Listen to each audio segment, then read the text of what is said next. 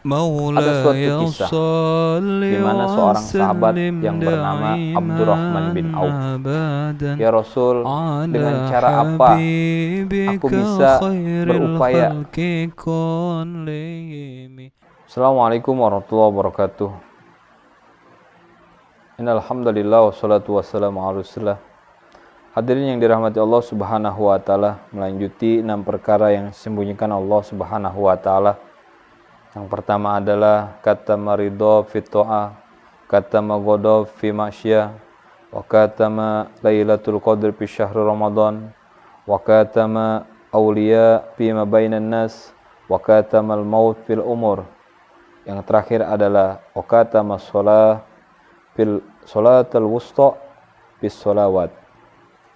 Yang terakhir adalah bab yang keenam adalah sesungguhnya Allah menyembunyikan di dalam solat-solat 5 waktu, yaitu fadlah, yaitu keutamaan di dalam solat-solat.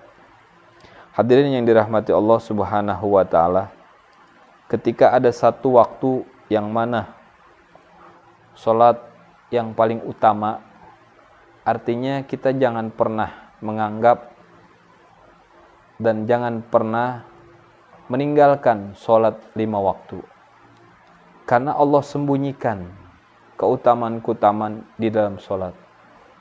Bisa jadi berada di waktu zuhur, bisa jadi di waktu asar, bisa jadi berada di maghrib, bisa jadi di solat isya, bahkan bisa jadi di solat subuh.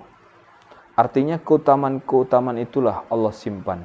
Agar apa? Agar manusia selalu mengerjakan solat 5 waktu. Maka jangan pernah kita remehkan, jangan pernah kita tinggalkan solat yang 5 waktu. Karena di setiap solat itu Allah akan sembunyikan keutamaan-keutamaan. Dan orang yang mengerjakan solat 5 waktu, insya Allah hatinya akan tenang. Orang yang menyempurnakan solat 5 waktu, Allah akan cukupkan rezekinya. Barang siapa yang mengerjakan solat 5 waktu, insya Allah akan diangkat derajatnya oleh Allah Subhanahu wa taala. Bahkan Allah berikan suatu kalimat, perkara suatu amal yang pertama dihisab di yaumil qiyamah adalah solat. Maka solatlah, baguskanlah solatmu, khusyukkanlah solatmu, karena solat yang akan menderajatkan kita, meninggikan derajat kita di alam kubur. Dengan solatlah yang meninggikan kita di yaumil mahsyar, di padang mahsyar. Dengan solatlah Allah tinggikan kita derajat kita di yaumil mizan. Bahkan menuju surga pun insya Allah, kalau seandainya solat kita benar, maka insya Allah perkara-perkara benar. Hadirin yang dirahmati Allah Subhanahu wa taala, ada suatu kisah di mana seorang sahabat yang bernama Abdurrahman bin Auf. Beliau adalah seorang saudagar yang kaya, pedagang yang hebat pada zaman Rasulullah SAW. Beliau ketika mendengarkan nasihat dari baginda Nabi besar Muhammad, betapa pentingnya, betapa dahsyatnya orang yang sholat berjamaah. Pada saat itu dia tidak pernah meninggalkan sholat berjamaah. Suatu ketika dia pernah, ketika dikumandangkan azan, dia telat sedikit.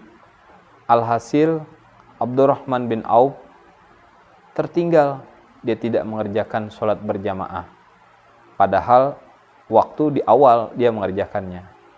Setelah itu dia bertanya kepada Rasulullah, "Ya Rasul, dengan cara apa aku bisa berupaya agar sama pahalanya aku seperti sholat berjamaah dengan sholat sendiri?" Maka Rasul pun bersabda, tidak mungkin akan sama orang yang sholat sendiri dengan orang yang berjamaah. Walaupun kau mengeluarkan harta sebanyak-banyaknya untuk diberikan kepada orang lain, tidak mungkin menyamakan pahala sholat berjamaah.